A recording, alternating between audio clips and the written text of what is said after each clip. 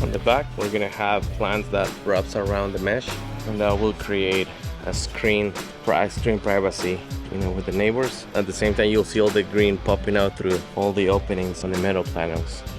Really pretty cool.